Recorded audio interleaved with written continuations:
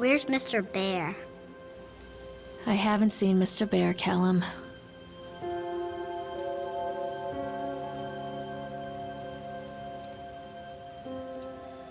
Stay in the car.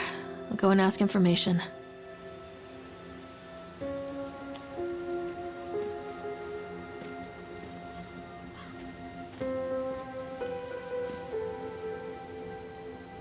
Attention, patrons. The park is now closed. Please make your way to the car park at your earliest convenience. Employees prepare the park for shutdown.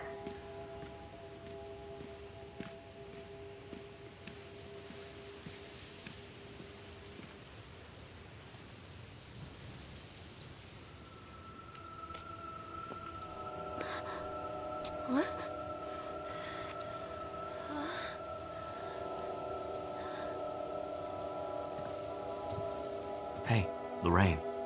Lorraine. Don't blame yourself, Lorraine.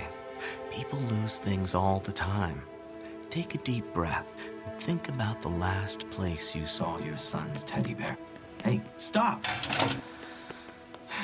I think your boy just ran into the park. I'll unlock the gates for you.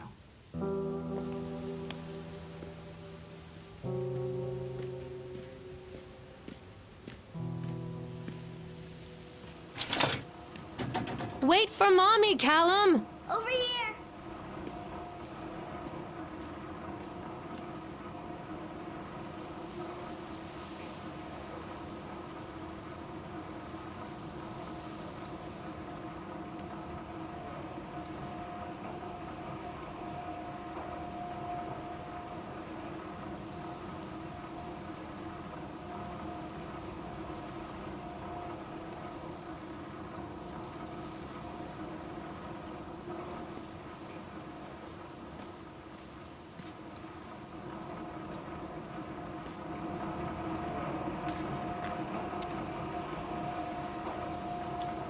There's something special about the entrance to an amusement park.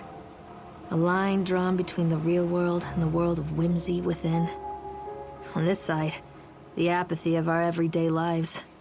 And on the other, anything we might dare to dream.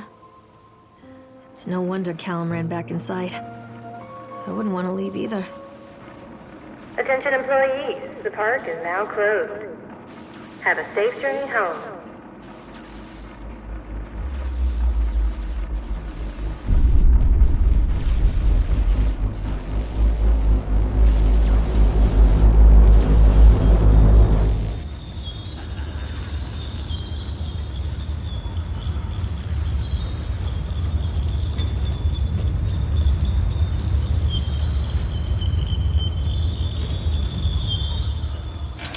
Oh God.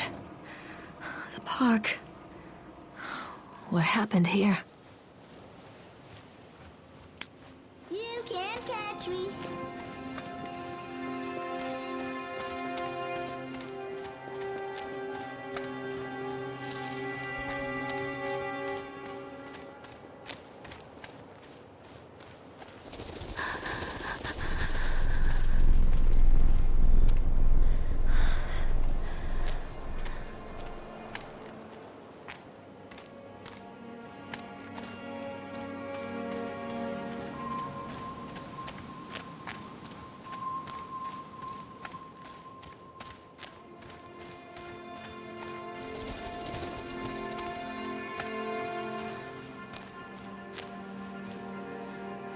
I think this belongs to Callum.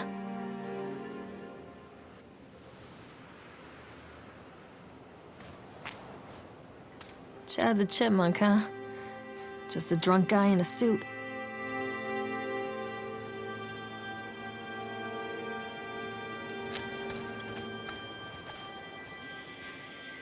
I wonder what this is.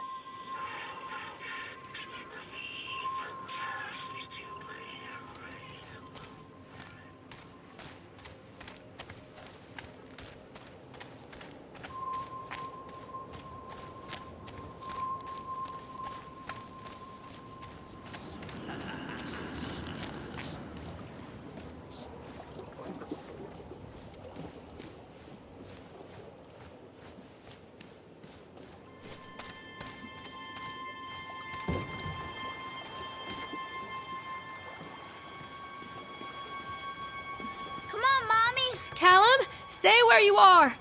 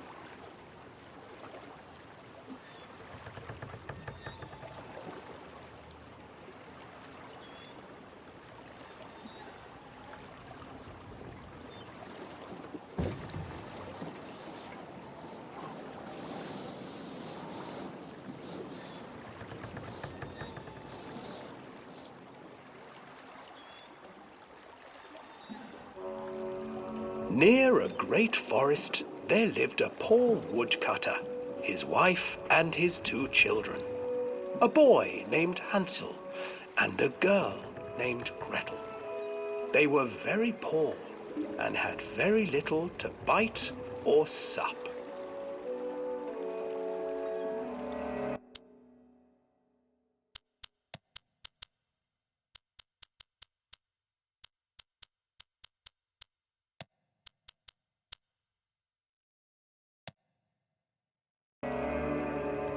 "What will become of us?" the woodcutter asked his wife one night. "I tell you what, husband, we will take the children into the thickest part of the forest tomorrow and abandon them there." "No, my wife, I cannot do that," said the man. "Then we will all 4 starve, you fool." Hansel and Gretel overheard their parents talking, and Gretel began to weep. "Do not fret, Gretel," Hansel said. He crept out of the hut and gathered white stones from the ground to fill his pockets.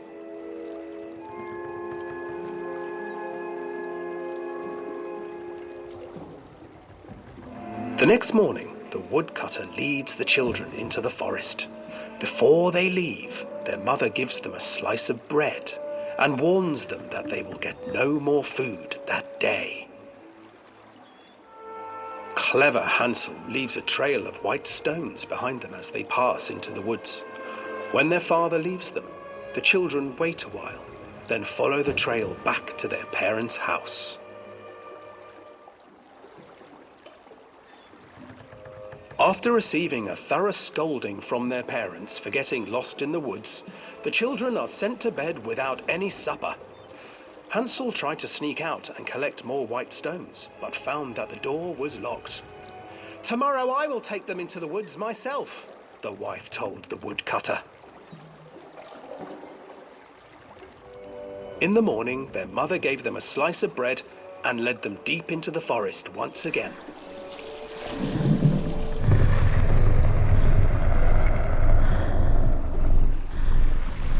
Hansel broke his bread into pieces and left a trail of breadcrumbs to lead them safely home. But hungry-eyed birds snatched up the breadcrumbs and his trail was destroyed. Abandoned by their parents and unable to find the trail home, the children wandered in the forest for 3 days.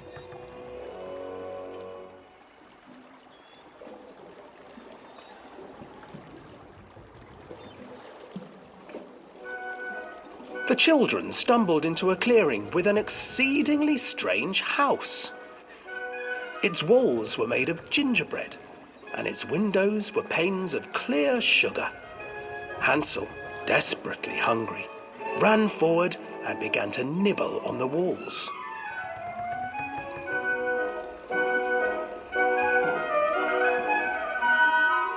"Nibble, nibble, little mouse. Who is nibbling at my house?" An old woman emerged from the house, sniffing the air and peering around with cloudy eyes. "Oh, you dear children, who brought you here?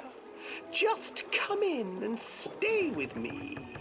No harm will come to you." But Hansel and Gretel stayed back.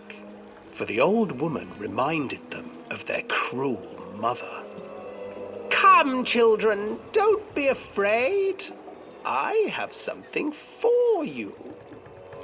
The old woman offered them 2 enormous lollipops. The children took them and began to eat. "You see, nothing to fear here. Come inside," the old woman urged, and the children, still licking their sweets, followed.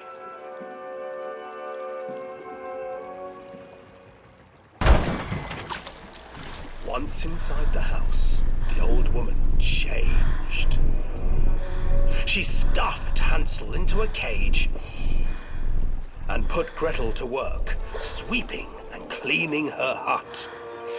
"Your brother will make a good mouthful," the old witch told Gretel. "Once he is fattened up, I shall feast upon him."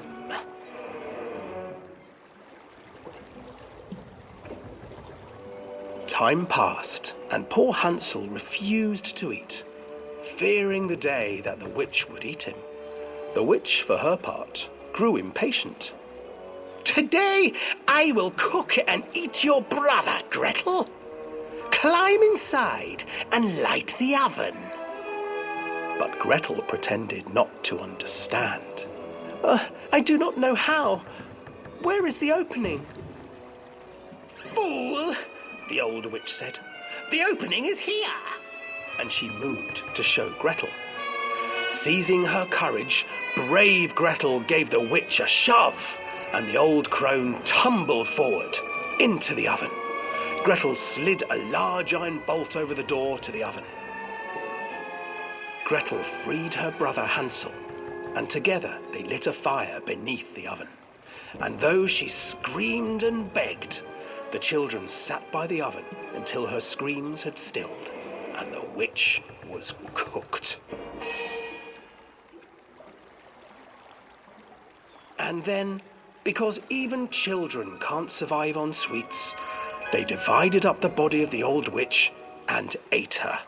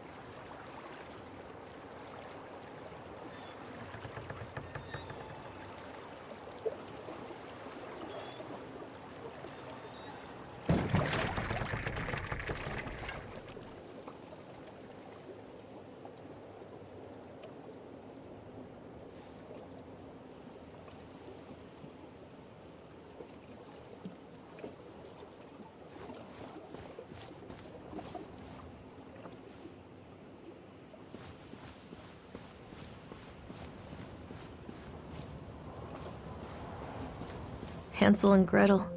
I used to read it to Callum when the electricity was shut off. Those poor children. The whole world against them. The forest, the birds, the old witch, even their own parents. I used to imagine that Callum and I were the kids in that story. Not mother and son, but brother and sister, hand in hand against the unkind world. We were always hungry, looking for our own house made of candy. Looking for the sweetness that could take the pain away. Hunger leads people to desperate, terrible places where the tree branches reach like claws.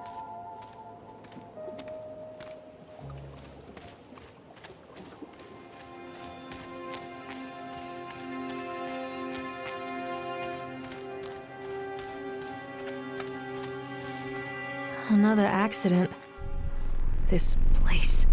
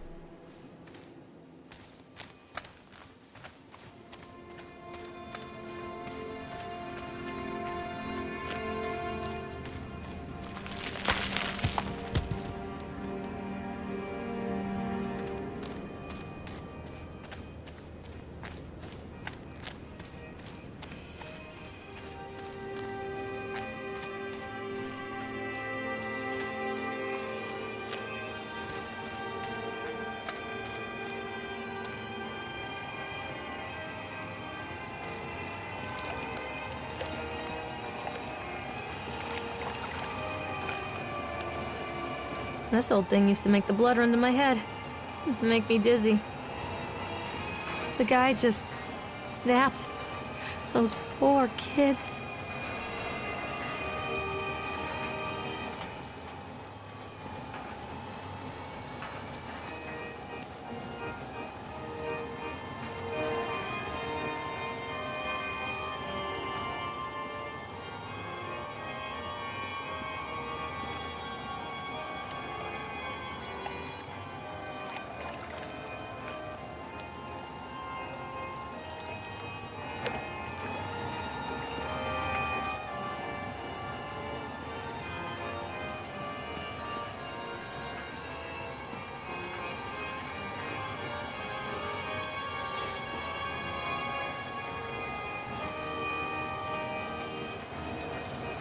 I can't get on while it's moving.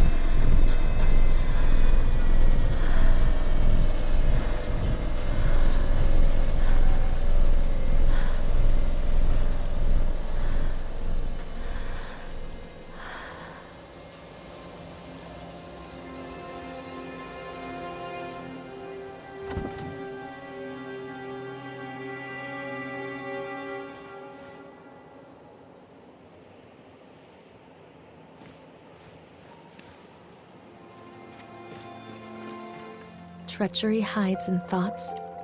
Treachery that lashes like a whip and scars our insides. The first time I saw Callum, my thoughts betrayed me. I looked down at this wrinkled, red, bawling thing and I thought, is that it? We build our world from expectations, and the world that I had built for Callum was no different.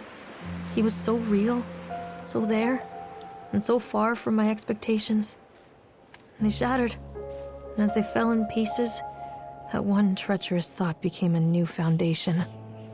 All of the love that we shared, all of the warmth and goodness that followed, built on a single, traitorous thought.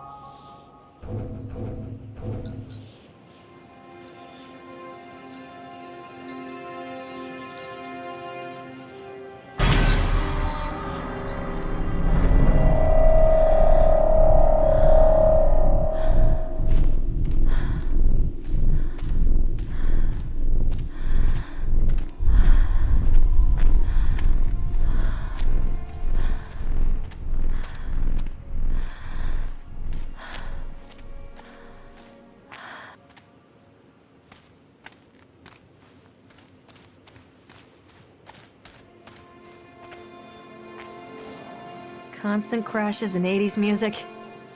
Guess it floats someone's boat.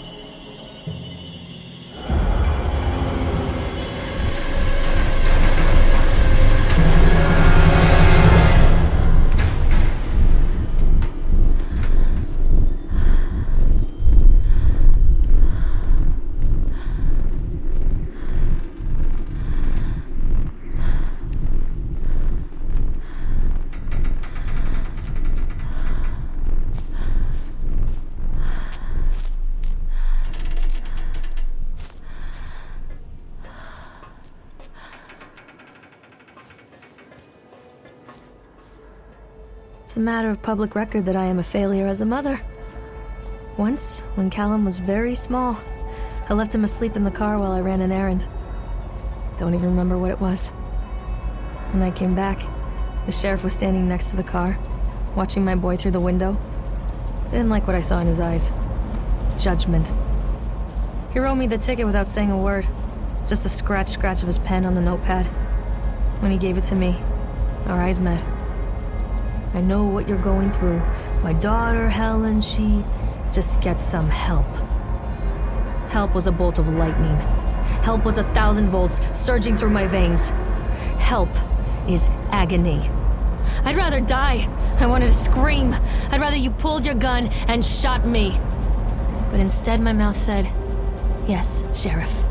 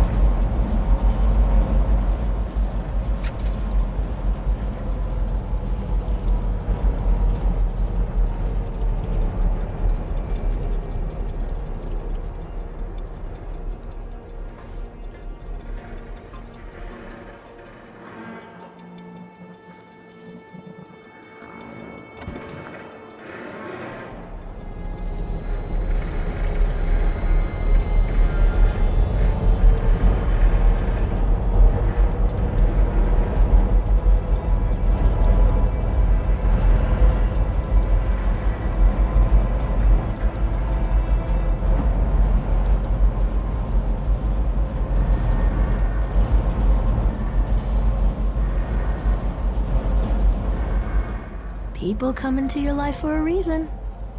Dad used to say that before Mom ran off. After that, he mostly just drank. Things were different for Don and I. When we met, I was sweeping the floor at Susie's diner. He came in with some workers, but he didn't try to flirt or cop a feel like the others. He just ordered a coffee and sat there, watching me. When my shift was over, he offered to walk me home. I don't know how to describe that walk. We talked and laughed and eventually kissed. It felt like love. It felt like a fairy tale. I can't tell you if Callum was made that night or one of the ones that followed, but I think it has to be that night. That one perfect night. Dawn and I moved in together, but then, well, he died. According to the supervisor, his safety harness failed when he was working on the top of the Ferris wheel. Dawn was there one moment, and then gone. Sometimes people leave your life for no reason. I was 3 months pregnant with Callum. Fairy tale fucking over.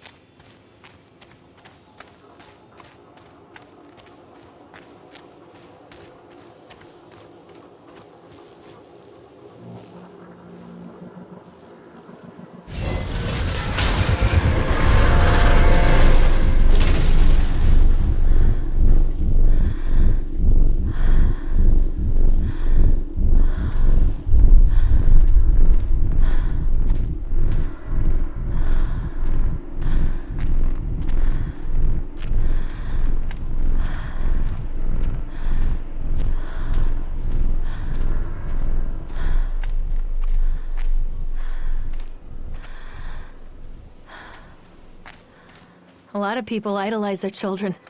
You hear them talking about their kids and just the way they talk, their fucking voices make me want to vomit. My angel likes to read, and little Johnny is so good on the piano. Fuck those people! You give up 9 months of your life carrying them, you traumatize yourself giving birth to them, and then you spend the rest of your life as their slave. Wiping asses, mopping up piss, feeding them. Little life-sucking monsters who take and take and take until... we all go insane. Any parent who pretends otherwise is just dishonest. That's called choice supportive bias. I am honest. Callum really grinds my gears, and he owes me everything. Everything. It'd serve the little fuck right if I just abandoned him.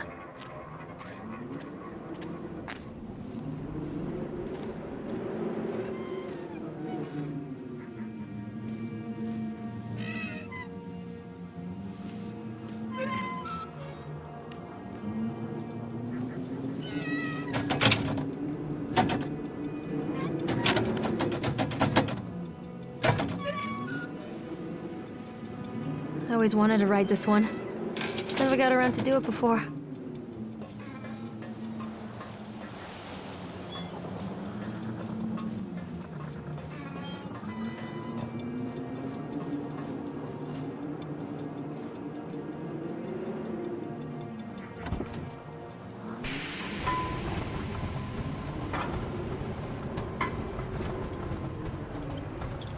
What do you want? We need to talk about Callum. What do you mean? What have you done to him? That's insulting. You and your boy are everything that this place doesn't want. The antithesis of what we stand for. Where is Callum? The poor child. He tried so hard to do what he was taught. He even left you a trail of breadcrumbs. But the park is just so hungry. Tell me where my son is. The witch has him now. Has both of you. No happy ending here, I'm afraid. Just leave me alone. Fool. You always were.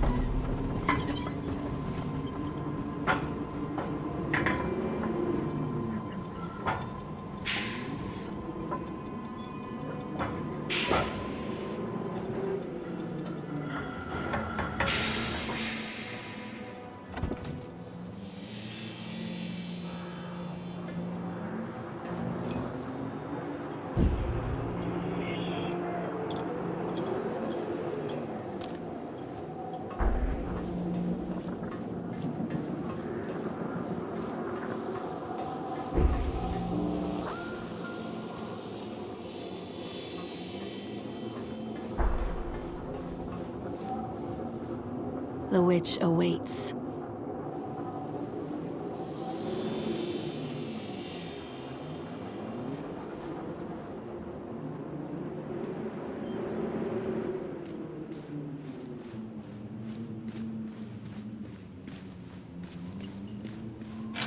Callum has bruises on his arms, finger marks. Someone has been hurting him. I've asked him, demanded really, to know where he got the marks. But he doesn't want to answer me. Something has scared him into silence. He doesn't dare talk. He's been changing too. Something sinister lurks in the darkness behind his eyes. I catch him staring at me at odd moments. In the night, he tosses and turns and cries out words that I cannot understand.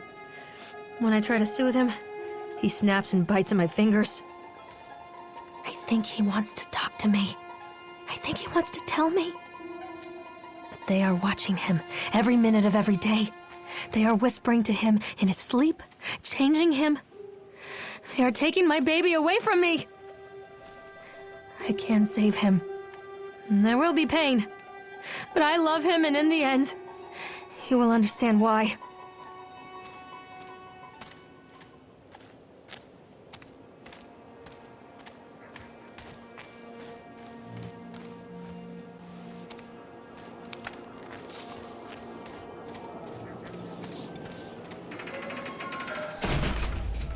The whole town was shocked by that one. Never found out who did it.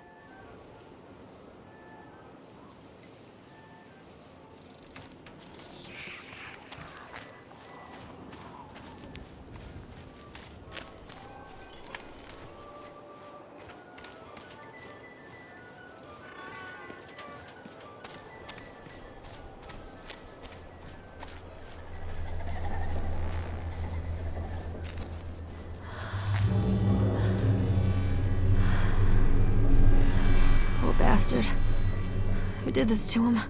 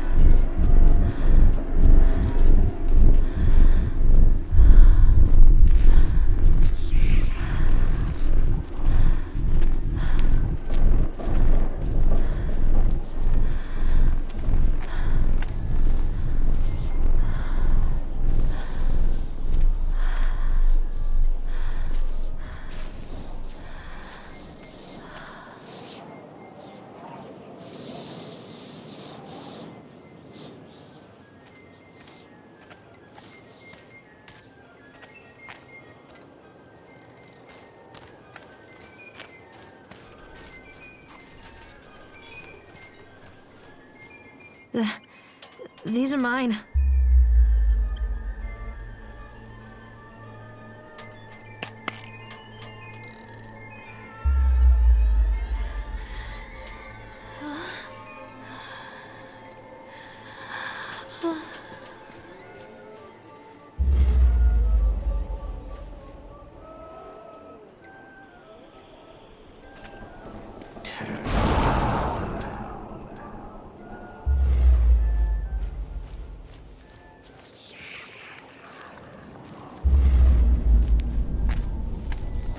Don't touch me!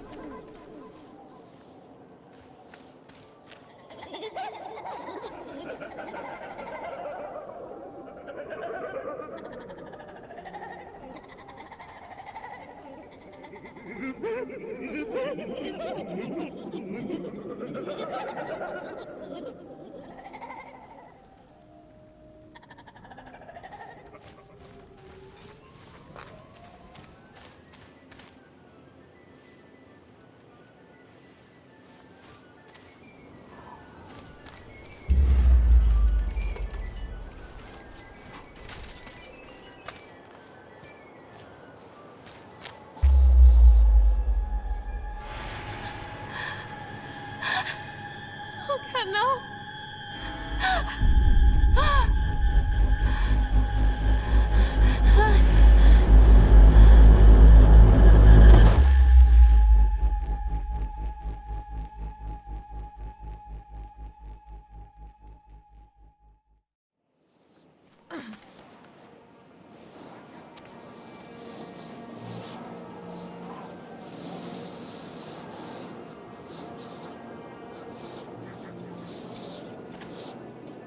The park is a collage of contradictions all of its own. Millions of people die every year in car crashes, and the park has little cars designed specifically to simulate that action. Hear the children scream with joy. In the sideshow alley, you can walk away with 15 cents worth of mass-produced Chinese teddy bears while a grinning carny pockets your hard-earned $5. What secrets lie beneath the sullen waters of the lake? The tears of jilted lovers, the soiled condoms of illicit affairs, the clotted blood of the lonely suicide. And the face of the witch looms over it all. I've always despised her toothy grin and warty nose. I hate that sparkle in her weathered, watchful eyes. I think Callum is waiting for me. Inside.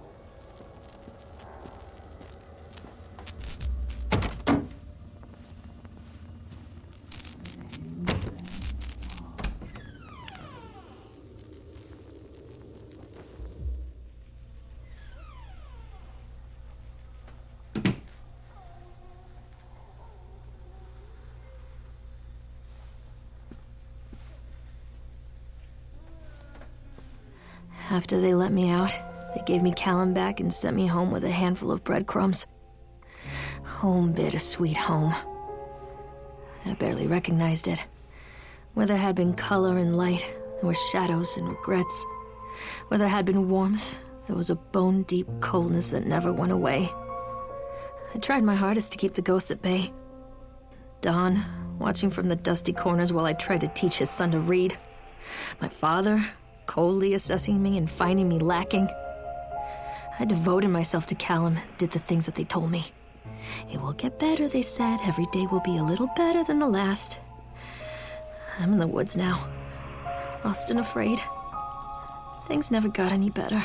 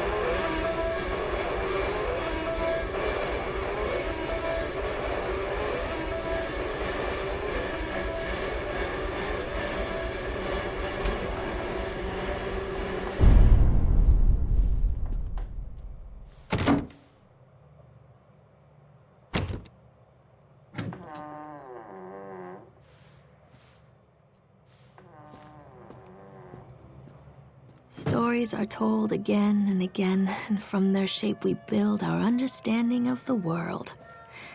Two children are led into the woods. They are lost for a time, but then are captured by an old witch.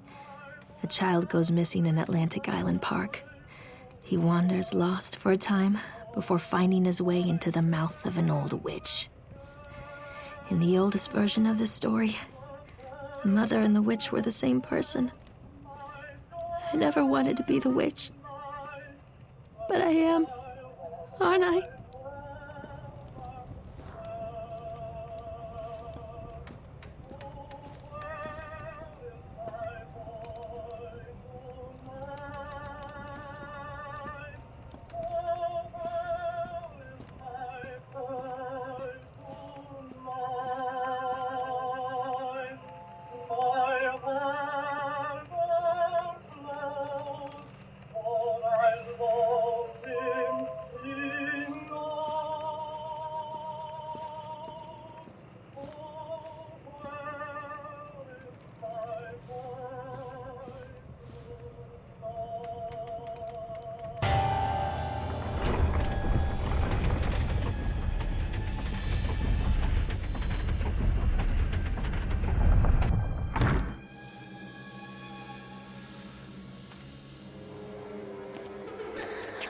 Callum?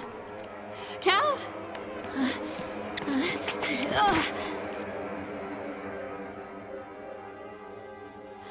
Callum? Callum? Callum!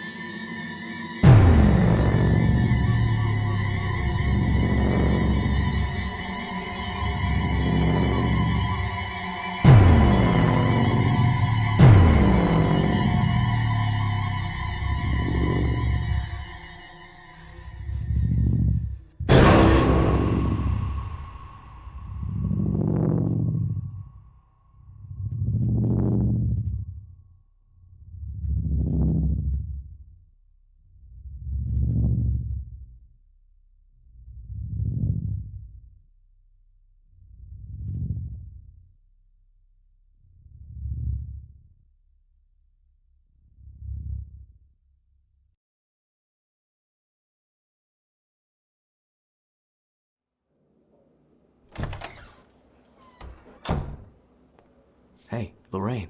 Lorraine. Don't blame yourself, Lorraine. People lose things all the time.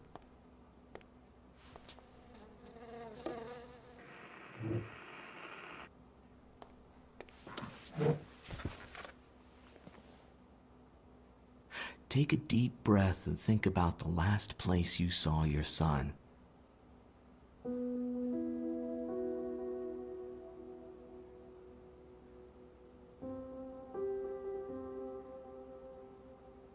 In my heart and mind, I always return to Atlantic Island Park.